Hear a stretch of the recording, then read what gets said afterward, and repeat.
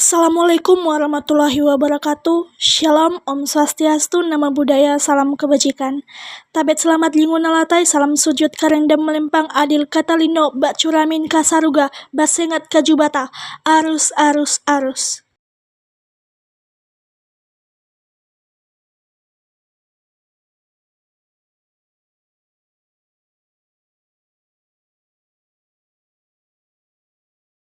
Halo guys, di sini kami akan memberikan resume tentang buku Memahami Kebijakan Publik yang ditulis oleh Anton Margianta.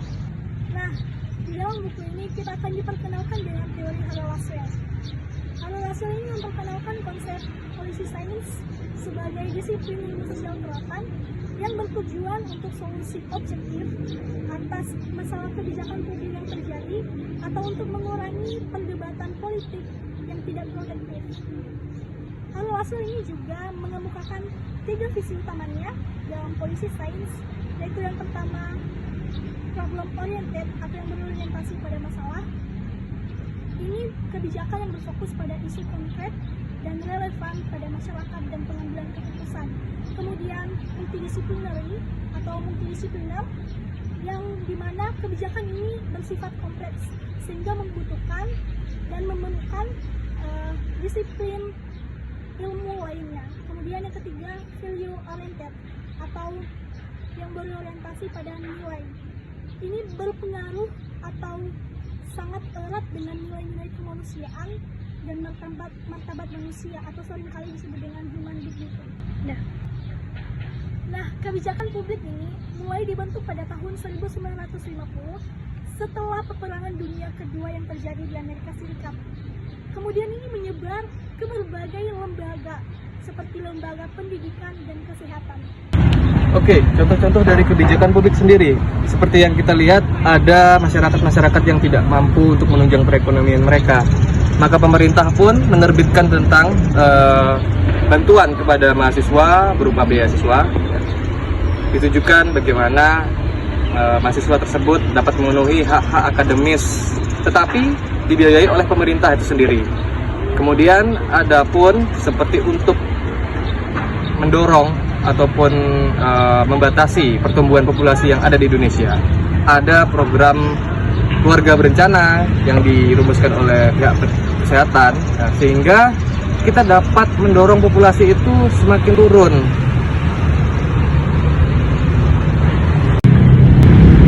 Masuk ke poin 1.4.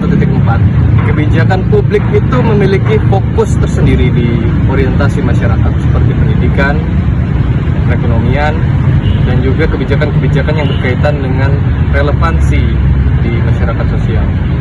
Untuk merumuskan kebijakan publik sendiri, berbagai pendekatan dan paradigma perlu dipertimbangkan sehingga tidak hanya mencakup satu perspektif. Masuk kepada bagian 1.5, kita juga tahu dari buku tersebut bahwasanya filsafat dan epistemologis merupakan hal dasar untuk menganalisa dan juga merumuskan kebijakan-kebijakan. Epistemologi sendiri itu adalah bagaimana dasar ataupun awal mula dari permasalahan sosial.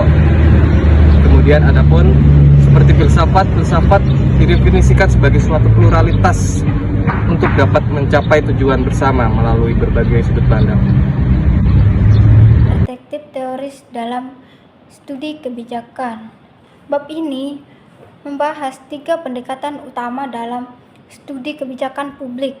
Yang pertama, analisis teknis, menggunakan logika rasional dan objektif untuk merancang solusi atas masalah publik. Kedua, interaktif politis, menekankan bahwa kebijakan dibentuk oleh nilai, makna, dan presensi sosial aktor kebijakan.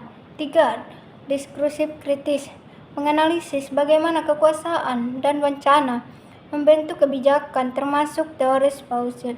Bab ini menunjukkan bahwa pemahaman kebijakan tidak tunggal, melainkan tergantung pada sudut pandang teoritis yang digunakan. Yang kedua, ada perspektif dalam studi formulasi dan pembuatan kebijakan. Di sini ada 3. Yang pertama, ada model rasional komprehensif. ini menggambarkan proses pembuatan kebijakan sebagai pemilihan alternatif terbaik berdasarkan analisis rasional.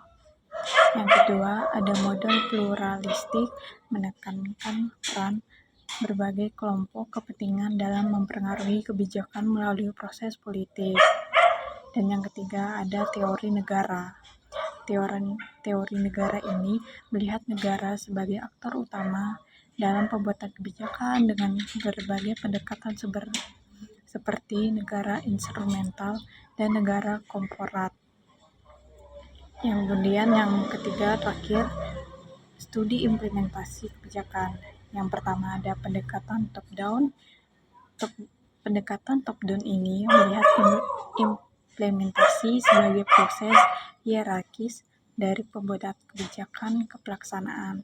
Yang kedua ada pendekatan bottom up.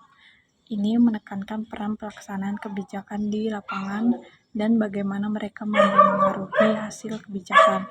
Dan yang ketiga terakhir yaitu model koalisi avokadis menggambarkan bagaimana berbagai aktor dengan kepercayaan dan nilai yang sama membentuk koalisasi.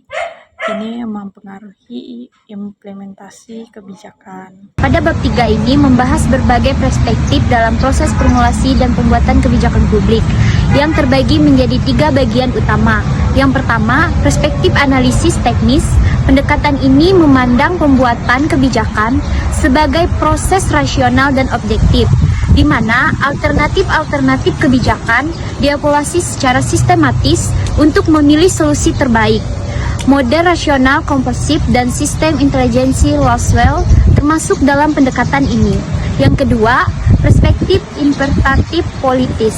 Dalam pendekatan ini, kebijakan dipahami sebagai hasil dari interaksi dan kompromi antara berbagai aktor yang berbeda. Perspektif diskursif kritis, pendekatan ini menekankan pentingnya wacana, bahasa, dan narasi dalam proses pembuatan kebijakan. Kebijakan dipandang sebagai hasil dari konstruksi sosial melalui argumentasi dan retorika.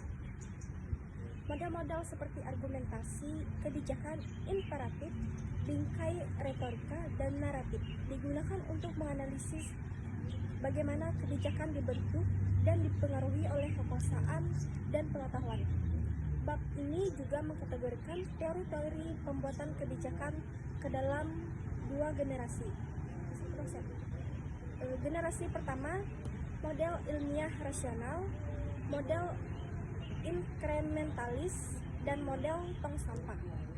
Generasi kedua, model rasional konferensif, dan model tahap heuristik.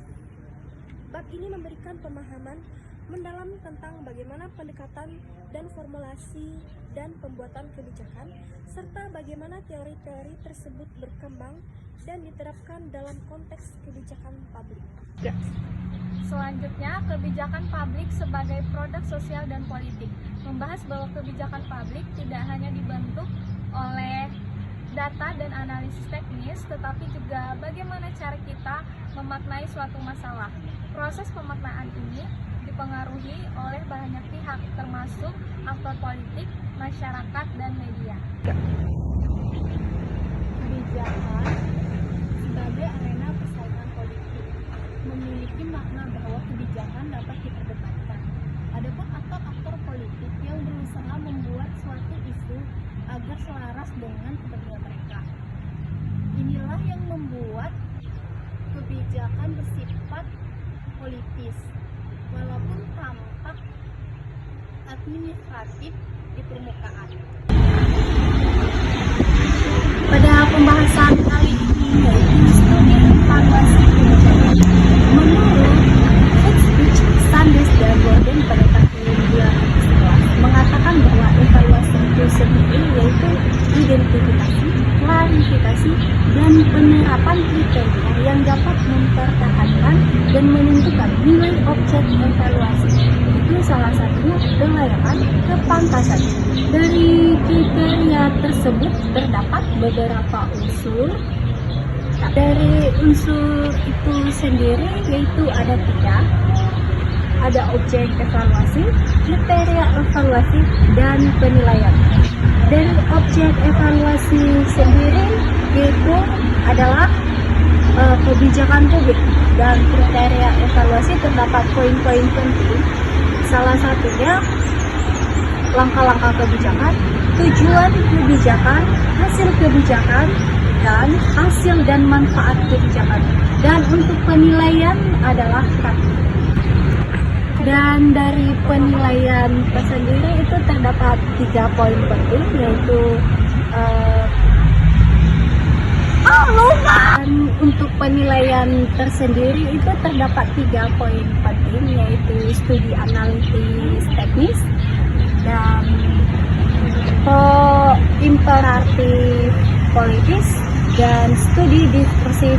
Demikian penyampaian dari kami tentang memahami kebijakan publik dari bab 1 sampai dengan bab 5. Sekian dan terima kasih. Semoga bermanfaat bagi kita semua. See you.